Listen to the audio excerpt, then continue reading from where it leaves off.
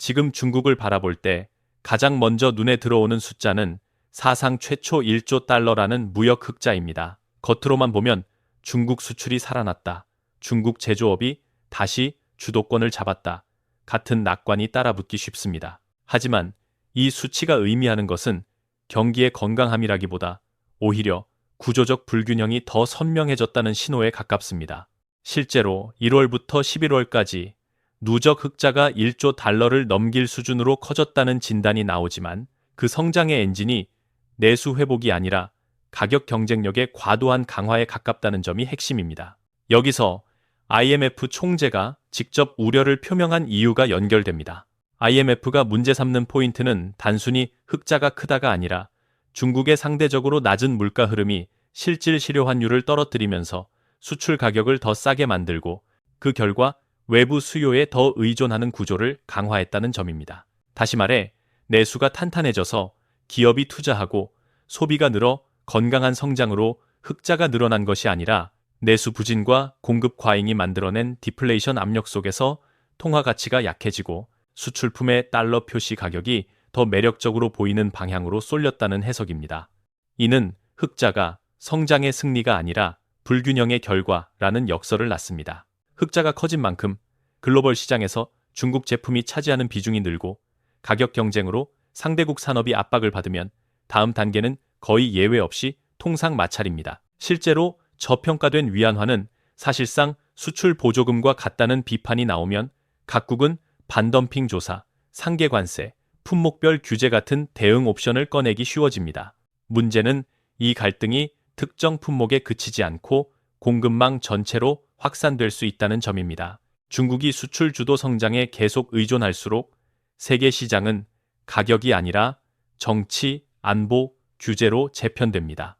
즉, 무역 흑자 1조 달러는 중국 입장에서는 성과처럼 보일지 몰라도 글로벌 관점에서는 중국발 디플레이션과 과잉 공급이 세계 산업을 더 강하게 흔드는 국면으로 읽힐 수 있습니다. 이 지점에서 중요한 질문은 하나입니다. 왜 지금 흑자가 이렇게까지 커졌는가?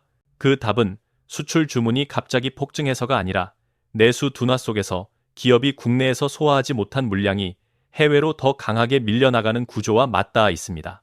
내수가 살아나면 수입도 늘고 소비도 회복되며 흑자 폭이 자연스럽게 완화되는 경향이 나타납니다.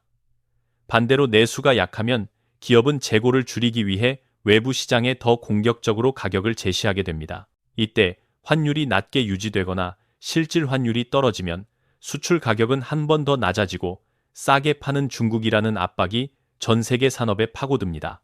그래서 IMF의 경고는 단순한 코멘트가 아니라 향후 수개월, 수년 동안 이어질 수 있는 통상 긴장의 예고편에 가깝습니다.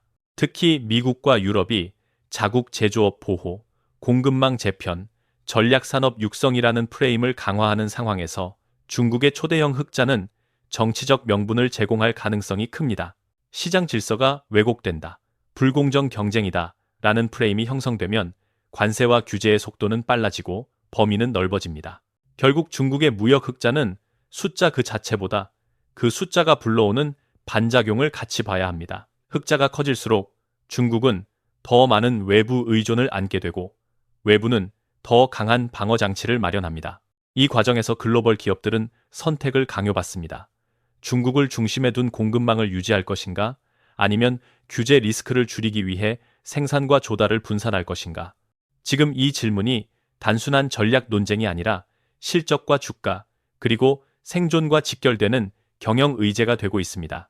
정리하면 1조 달러 흑자는 호재처럼 보이지만 그 배경이 내수 회복이 아니라 저물가, 저실질환율, 과잉 공급의 조합이라면 이는 중국 경제의 체질 개선 신호가 아니라 불균형의 심화 신호일 수 있습니다. 그리고 그 불균형은 글로벌 무역 긴장을 자극하고 결국 중국 기업뿐 아니라 중국과 거래하는 전 세계 기업의 비용 구조와 규제 리스크를 끌어올립니다. 오늘의 핵심은 중국이 잘해서 흑자가 커진 게 아니라 중국이 안에서 못 풀어서 바깥으로 밀어내는 힘이 커졌다는 것입니다. 이 힘이 강해질수록 충돌도 커집니다. 이제 다음 단계에서 봐야 할 것은 이런 외형의 흑자와 달리 중국 내부가 얼마나 취약해지고 있는지, 그리고 그 취약성이 산업 전반에 어떤 충격파를 만들지입니다. 외형의 무역 흑자가 아무리 커져도 내부 체력이 약해지면 그 흑자는 버팀목이 아니라 압력 배출구가 됩니다. 중국을 둘러싼 가장 현실적인 경고는 바로 여기에서 시작합니다. 핵심은 지방정부 부채입니다. 중앙정부의 공식 부채만 보면 아직 통제 가능하다는 주장도 나오지만 시장이 더 예민하게 보는 것은 지방정부가 각종 인프라 사업과 토지 개발, 부동산 경기 부양을 위해 만들어온 지방정부 융자기구와 그 밖에 숨겨진 채무입니다. 일부 연구기관과 보고서는 이 숨겨진 부채 규모를 90조, 110조 위안 수준으로 추정하기도 하는데 만약 이 범위가 현실에 가깝다면 단순한 부채 부담이 아니라 금융 시스템 전반의 신용 경로를 흔드는 리스크가 됩니다.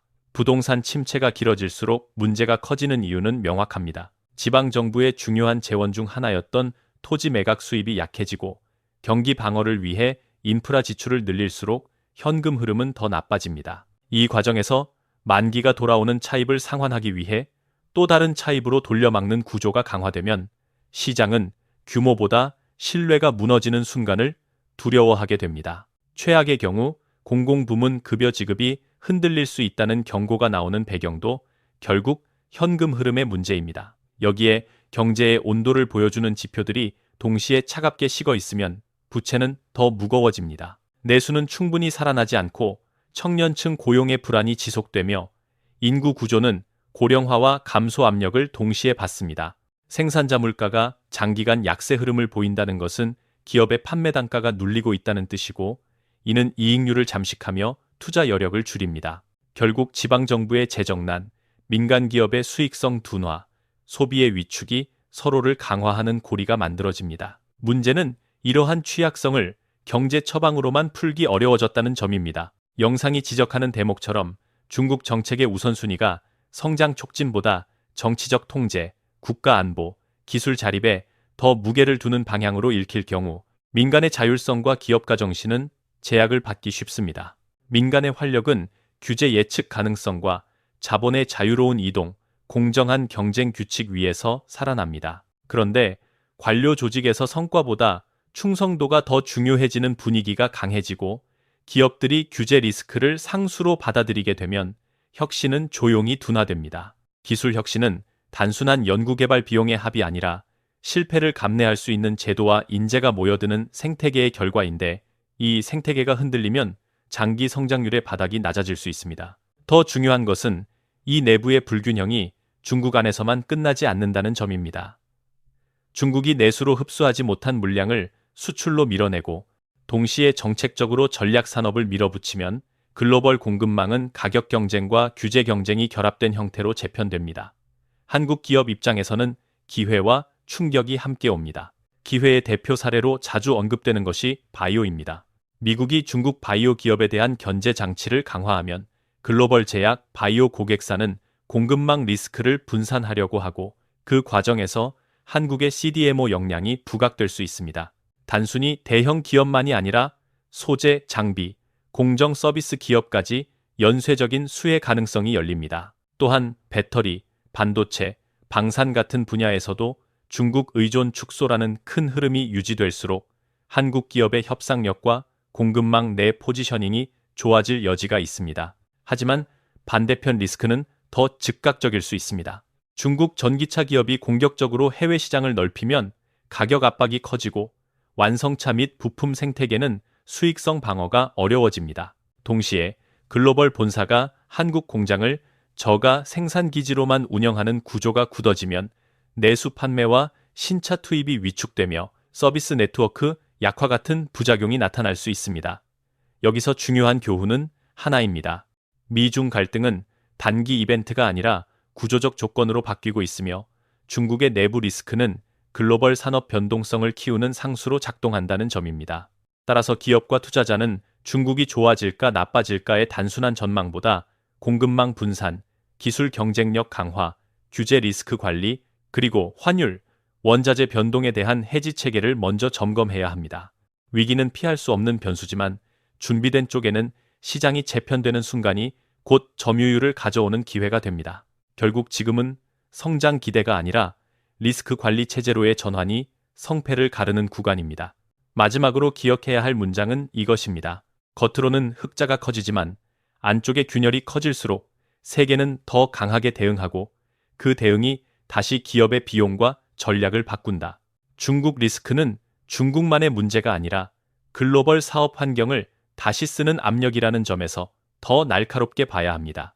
세 번째 키워드에서 시선이 중국 리스크에서 LG전자로 이동하는 순간 시장이 보고 싶은 질문도 바뀝니다. 지금 이 기업이 무엇을 팔고 있나가 아니라 다음 세대의 판을 어디에서 잡을 것인가입니다. 영상이 강조한 포인트는 간단합니다. 자동차가 더 이상 이동 수단이 아니라 생각하는 공간으로 변하고 있고 그 변화를 주도하는 축이 SDV, 즉 소프트웨어 중심 차량이며 그 중심에 인공지능이 올라탄다는 것입니다. LG전자가 내년 1월 CES 2026에서 퀄컴과 함께 만든 AI 캐빈 플랫폼을 공개한다는 대목은 단순한 신제품 발표가 아니라 LG전자가 전통적인 부품 공급자나 인포테인먼트 업체의 위치를 넘어 차량 내 AI 경험을 설계하는 플랫폼 기업으로 이동하려는 선언처럼 읽힙니다. 이 플랫폼의 핵심은 온디바이스 AI입니다. 차량 내부에 고성능 컴퓨팅 장치를 두고 생성형 AI를 포함한 다양한 모델을 차 안에서 스스로 돌린다는 개념이죠.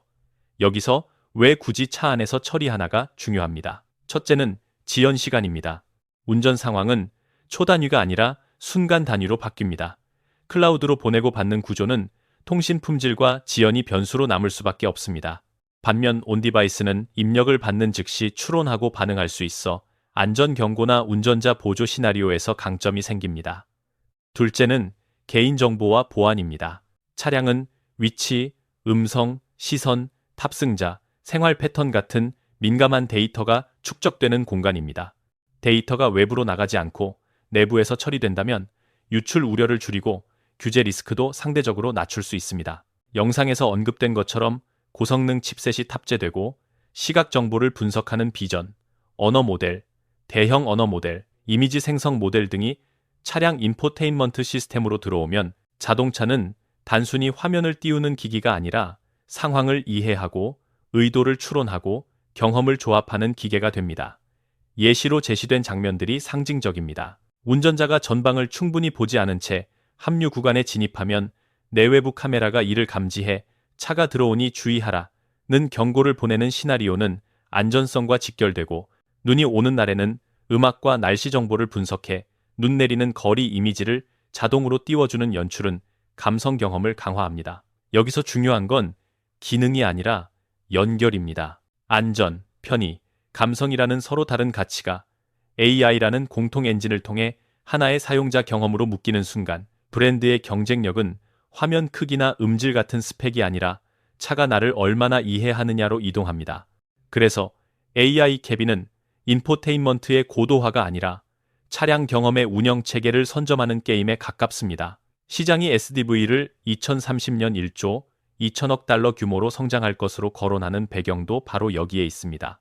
차량이 소프트웨어로 정의되면 기능 업데이트가 하드웨어 교체가 아니라 코드 배포로 이루어지고, 수익 모델이 일회성 판매에서 구독형 서비스와 데이터 기반 서비스로 확장될 수 있습니다. 하지만 SDV가 커질수록 소프트웨어 코드가 폭증하고 제조사마다 비슷한 공통 기능을 각자 개발하며 비용을 중복 지출하는 문제가 커집니다. 영상이 짚은 차량용 소프트웨어의 70%를 차지하는 공통 영역이라는 표현은 이 비효율의 규모를 직관적으로 보여줍니다. OS, 통신, 보안, 기본 미들웨어 같은 공통 레이어가 표준화되지 않으면 완성차는 개발비가 늘고 출시 속도가 느려지며 보안 결함의 표면도 넓어집니다. 결국 산업이 성숙하려면 공통 영역을 표준으로 묶고 차별화는 응용 영역과 사용자 경험에서 하게 되는 구조로 이동합니다. LG전자가 오픈소스 방식의 표준화에 앞장선다는 언급은 단지 좋은 일이 아니라 생태계를 장악하는 방식입니다. 표준을 만든 쪽이 생태계의 규칙을 설계하고 파트너가 늘어날수록 네트워크 효과가 생깁니다. 여기서 퀄컴 협력은 의미가 더 커집니다. 퀄컴은 칩셋과 플랫폼 레이어에서 강점을 갖고 LG전자는 인포테인먼트, HMI, 디스플레이, 가전과의 연동 경험, 그리고 글로벌 제조, 품질 역량을 묶을 수 있습니다. BMW나 현대모비스 등과의 협업 그림이 언급되는 것도 결국 SDV는 단일 기업이 완성할 수 없는 시스템 산업이기 때문입니다. 완성차, 티어 1, 칩셋, OS, 앱 생태계가 동시에 맞물려야 사용자 경험이 완성되는데 그 접점에서 누가 주도권을 가지느냐가 향후 수익 분배 구조를 결정합니다. 투자자 관점에서 이 파트의 메시지는 명확합니다. 수급이 좋아졌다는 단기 재료보다 플랫폼 전환의 설계도가 보이기 시작했다는 중장기 재료가 더 중요하다는 것. 그리고 중국 리스크로 촉발된 공급망 재편의 시대에 기술 주도권을 가진 기업이 상대적 프리미엄을 얻을 수 있다는 것입니다. 다시 말해 SDV와 온디바이스 AI는 단순한 유행어가 아니라 자동차 산업의 가치가 하드웨어에서 소프트웨어와 데이터 경험으로 이동하는 방향성을 의미합니다. LG전자가 AI 캐빈을 통해 STV를 넘어 AI 디바이스로의 전환을 주도하겠다고 말하는 순간 시장은 그 기업을 가전, 부품 기업이 아니라 미래 모빌리티 플랫폼 기업의 후보군으로 다시 평가하기 시작합니다. 그 부품 기업에 결국 이 파트가 던지는 결론은 하나입니다. 자동차가 움직이는 컴퓨터가 되는 시대에는 누가 가장 먼저 공통 표준을 잡고 생태계를 묶어내며 안전과 감성을 동시에 설계하느냐가 승부를 가른다.